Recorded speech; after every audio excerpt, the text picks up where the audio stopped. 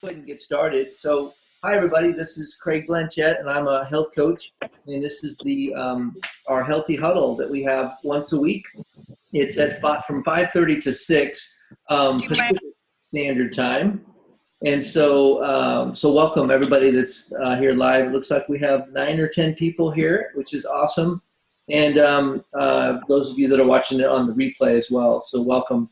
Every week we're going to review, Take Shape for Life has 3 support calls, and their health, really their health training calls, I think is a better way to think about it.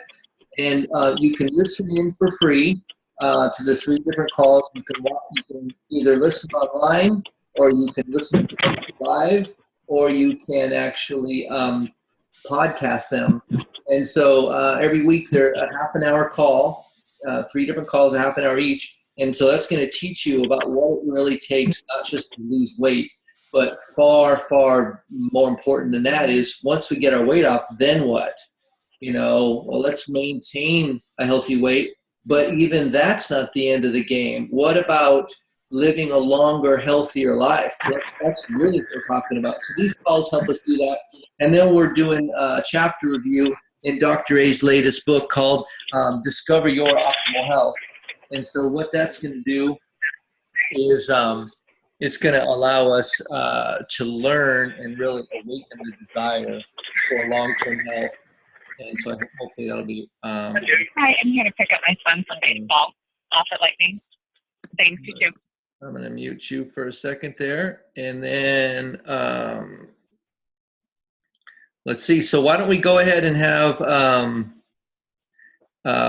someone jump in. Let's go ahead and do the review of the Habits of Health call. It sounds like 2 people listened to the Habits of Health call this week, and so that's great. And so let's, who wants, it was Carrie, you were scheduled to, great. So why don't you give us a couple minutes review, and really while on these calls, you can't really get it right or get it wrong. It's just, I mean, you're going to get it right, actually.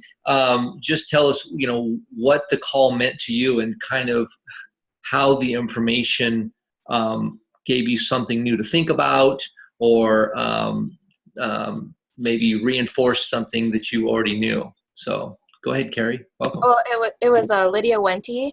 Oh yeah. And she. Why don't you introduce yourself, because we have some people here. This is really something new. I'm just figuring out, and so. So yeah, why don't you just introduce yourself and then go for it. Well, I'm Carrie. I'm from Rochester, Minnesota, and I've lost 17 pounds so far, I think. And I started in January with the challenge for the New Year challenge, and didn't really do much in February, and just started again in March, and so it's going better. Good. Well, yeah, she did the 28-day challenge with us, and we're getting ready to start another 28-day challenge. So if you guys want to be part of that, make sure you let me know. It's a spring healthy habits, and it starts on April 7th, I think. April 7th, yeah. I want to. So my brain's going crazy. But anyway, yeah, we're looking to build teams of 10, and so that's going to be really fun. But anyway, go ahead, Carrie, and share what the call was about and what it meant to you. It was like how your health and stuff is like spring cleaning and like building a house. And like when you first start, it's like building a house, and you have a plan and you stick to it, and then you get to your goal or whatever, and then it's like living in your house, and then but then life happens, and you can not kind of get off the plan and all that. So then she gave tips on like how to be healthier, and like how you don't have to start from the ground up because the house is already there, and you don't have to, like, some people go back on the 5 and 1, but you don't have to. And she said like the main things are like meditation and exercise, and be healthy and be healthy, or healthy and be happy. And so like if your mind isn't right, then you're gonna keep yo-yo weight. Your weight's going to keep yo-yoing, and so you got to get your mind right first, and then it'll. Yeah, Dr. A in his book, he starts with the mind first, And not until actually lesson 6, I think, in his Habits of Health book, does he start talking about your body. And most of us want to just jump to chapter 6, and what do I need to do? What do I need to do? And you can do that for a few months, but it's not sustainable unless we change the way our orientation around food. It's just going to be another neat diet. The 5-in-1 is a really awesome diet, but it's still only a diet, right? It's not health. It's not long-term health. So, yeah. And she did mention too that the chapters 9 and 10 were about eating, just regular eating. mm-hmm. And I just thought that was good because that's what I'm doing right now. So it was. You're on a healthy living eating plan. Yeah. Yep. And we can do lots of different things on those kinds of plans. Sometimes people will need more calories or less calories. Sometimes people use meal replacements. Sometimes people don't. So there's a lot of varieties. Everything we eat costs money to some level. And so it's just a matter of what is going to work out for each individual person. So yeah, you've changed a lot since you've started. It's been awesome watching your progress. Yeah. Well, thank you for sharing. Does anybody, Carol, why don't you give a few, since you reviewed the nurse's call as well, why don't you give it, or the Habits of Health call, tell us a little bit about what you thought, and introduce yourself first. So my name's Carol. Sorry, my webcam for some reason is not working. I just started week 7. I've lost 14 pounds and have quite a bit more to go, but pretty excited. I just finished the Optimal Health books, so feeling pretty, just charged up and excited. In addition to what Carrie was saying about the Habits of Health call, what I really liked at the beginning, it was, it's spring cleaning, but looking at it as, it's a journey and time goes on. And so the questions that she asked at the beginning, it was like, how was your health last year? Are you in a better place than you were then? And that was really nice because it's like, all right, on the days or weeks when progress is slow, I can remember I'm doing much better than I did last year or even last month. It's an improvement. It might be slow, but it's an improvement. And then the flip side is what opportunities are there? So are there things that you could do better, this month, this week, this year versus what you were doing before? So it's a nice way to look at it as very linear over time. And then, otherwise Carrie got all the everything else I had jotted down, but it was a good call. Yeah. Do you guys, I would love to take a few minutes if somebody else has something that jumped out to them or that meant something to them that they'd like to share. Go ahead and jump in. I think what Lydia was talking about is so important because we get into this mentality of all or nothing.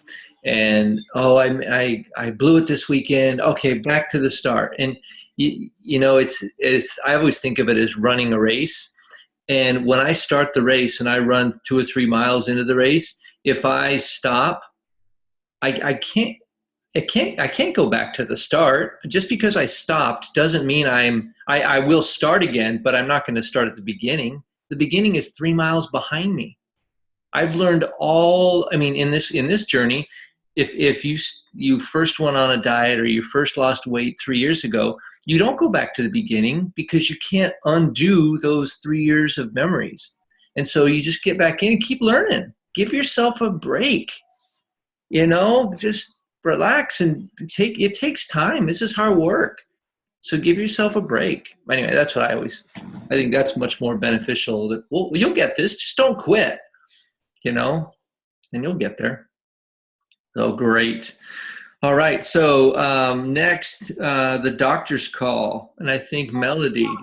Yeah. Yeah. And I haven't done, that was my first doctor's call. I've only done nurse's call before.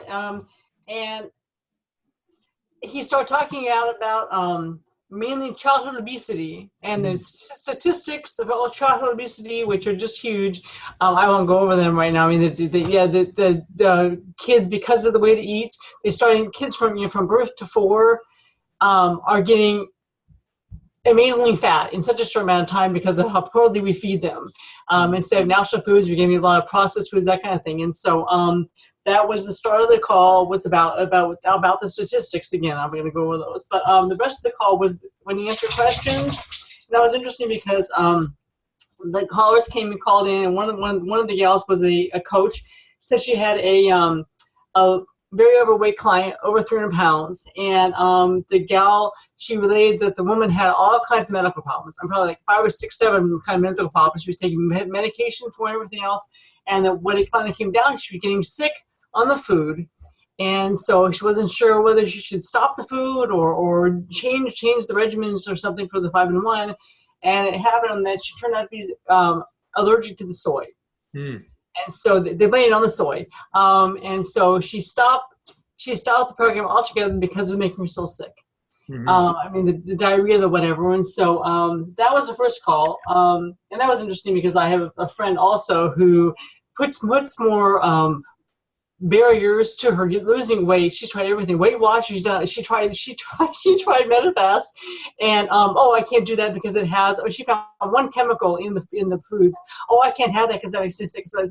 So her husband, he's been married for like 30+ years, and she's done this always probably like 5 or 6 or 7 diet plans, but she never loses anything because she sabotaged. She'll take candy bars for lunch. But she'll eat, at home she'll eat the diet food, but then she'll eat her candy bars. Just like the poor husband's like, ew. And so that was kind of what the first call was about, the obese person. And the second one was about a cancer patient. Again, another coach had a cancer patient. She was wondering if, in fact, Medifast would help with weight loss when you're on chemo.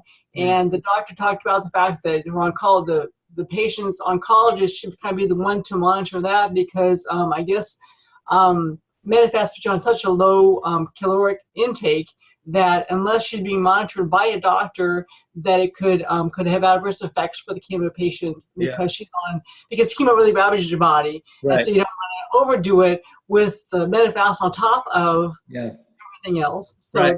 Yeah, what happens actually, it's a contraindication if you've had a surgery and your body's trying to heal, or if you are in chemotherapy and your body's trying to keep up, you don't want your body on a fat reducing or weight reducing regimen where it's at a deficit.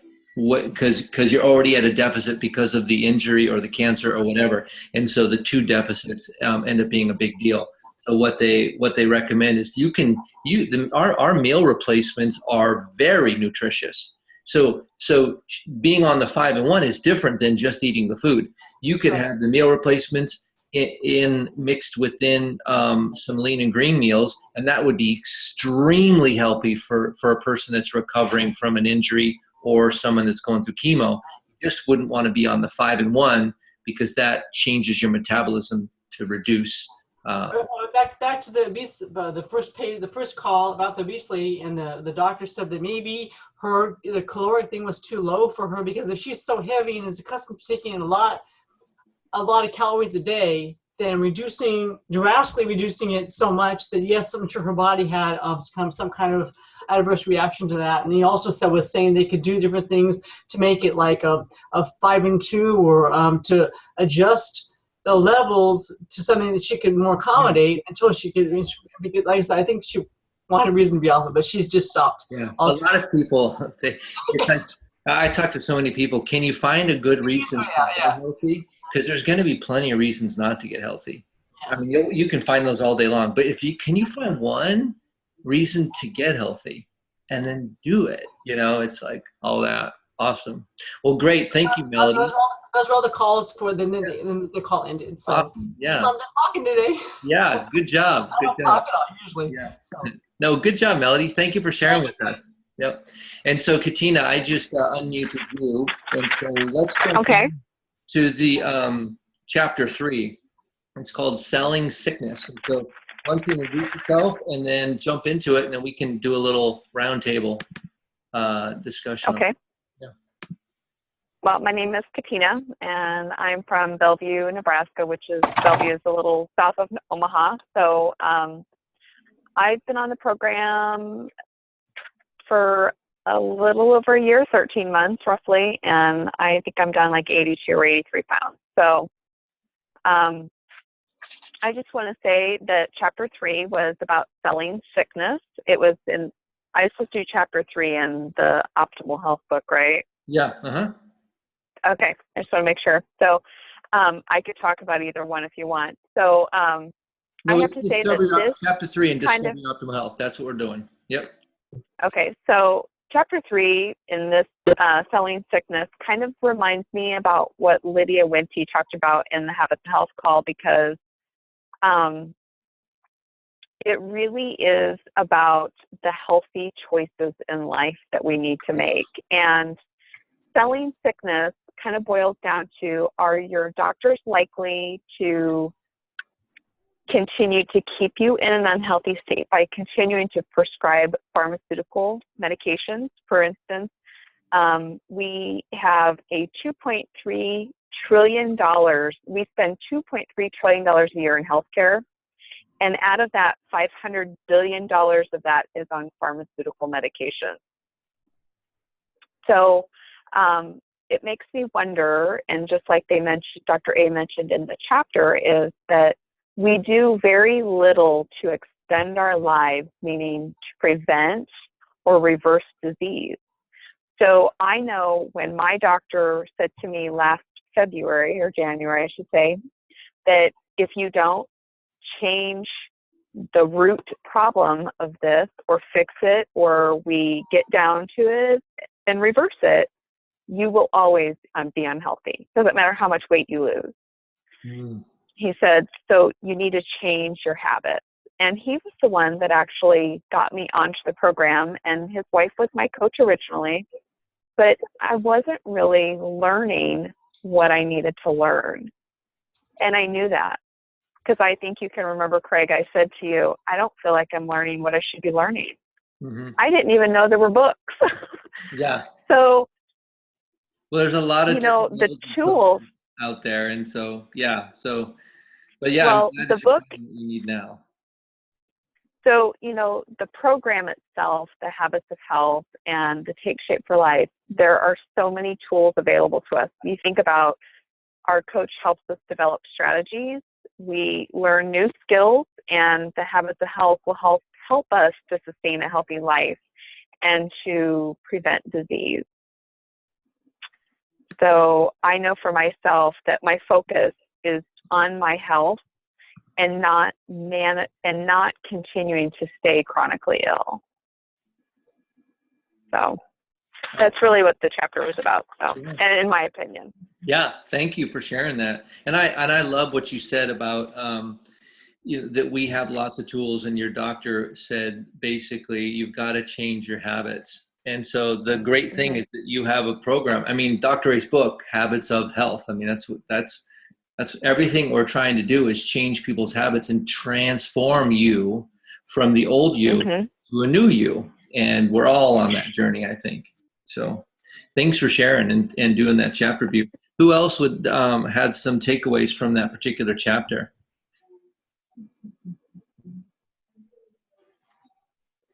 Well, I know for myself, Craig, I I have some medical issues, and so I feel kind of like a hypocrite, because it's talking about, all the medications that the doctors prescribing, we're spending so many millions of dollars on medicine. It's like, I would be happy to stop the medicine, but unfortunately my doctors say I need these things, so I'd rather have the medication than have the after effects of what happens after if I don't have the medication. So I feel like I'm between a rock and a hard spot, because I realize that maybe the medications aren't making me that healthy, but they're keeping me from getting sicker. Does that make sense? Yeah. So, I think that doctors oftentimes they're prescribing medications. Like if you have diabetes, type 2 diabetes, the number one cause of type 2 diabetes is obesity, right? And so, but up until a few months ago, obesity was not clinically a disease, or it wasn't an issue. And so now, so they would treat the diabetes and they couldn't treat the obesity, because obesity, you can't treat obesity with a pill.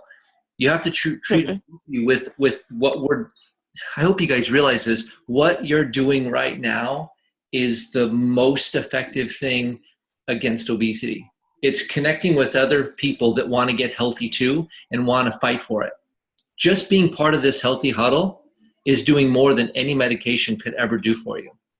Because it's relationships, and it's not about what we eat, It's about why we eat.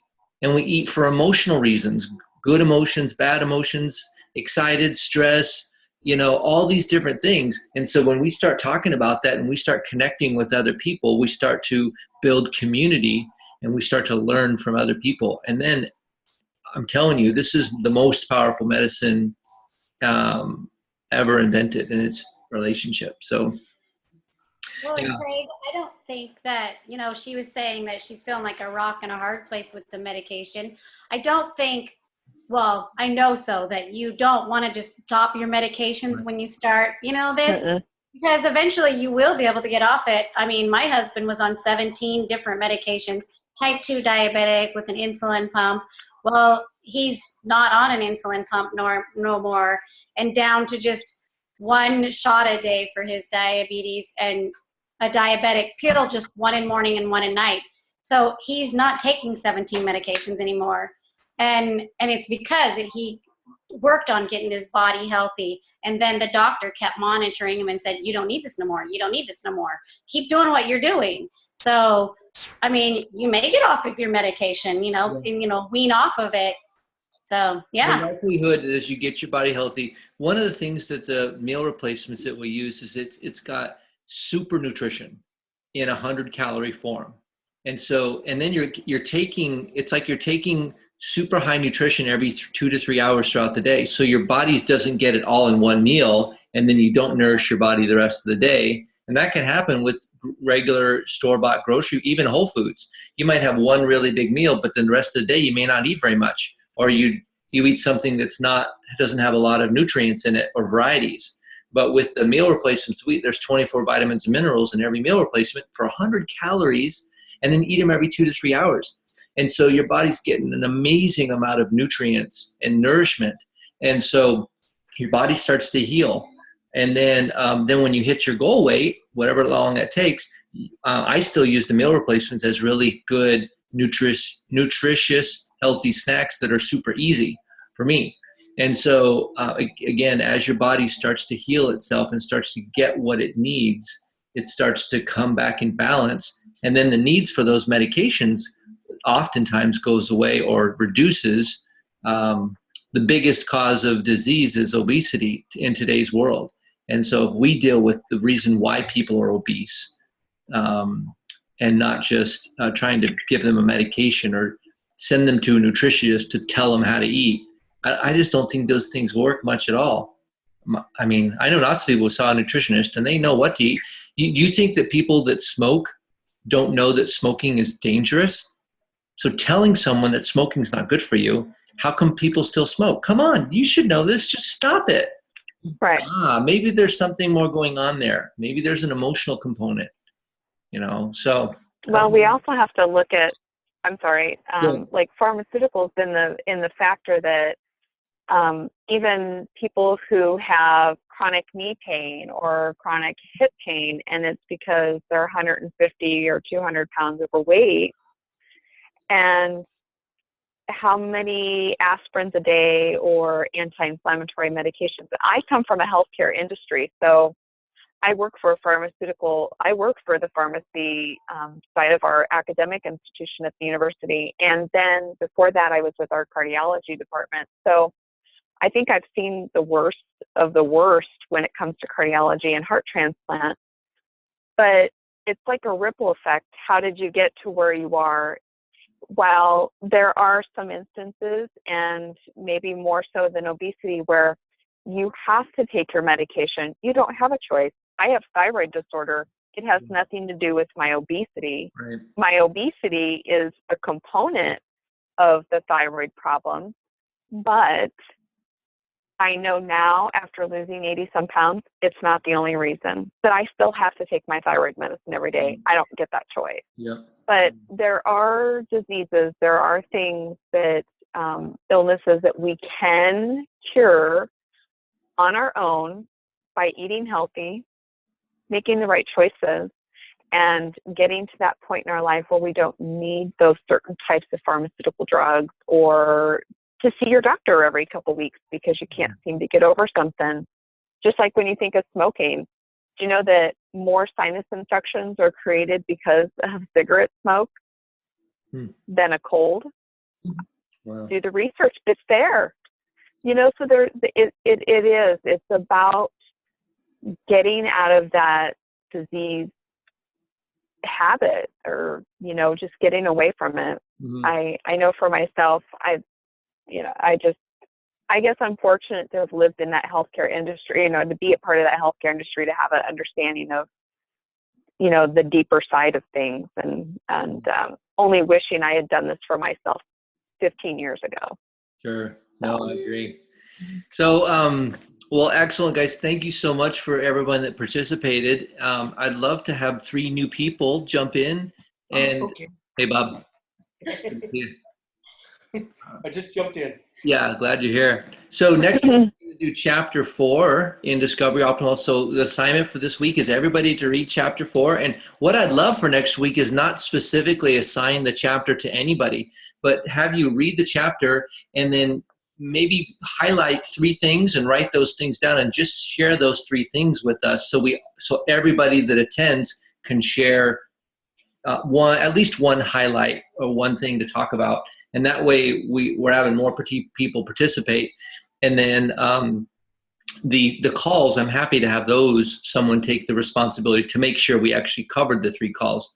And so who would like to do I think the doctor's call, I think we're just going to hold off on that one. We're just going to do the nurse call and the habits of health call, because they have kind of more stuff to actually talk about, more topical things. Mary Pat, do you want to take one of those for next week? Yeah. Oh, let me unmute you there. Which one, the habits of health or the nurse call? I'll do the nurse call. Nurse, okay. All right, Mary Pat. I'm going to mute you back again. So Mary Pat has the nurse, and who would like to do the habits of health?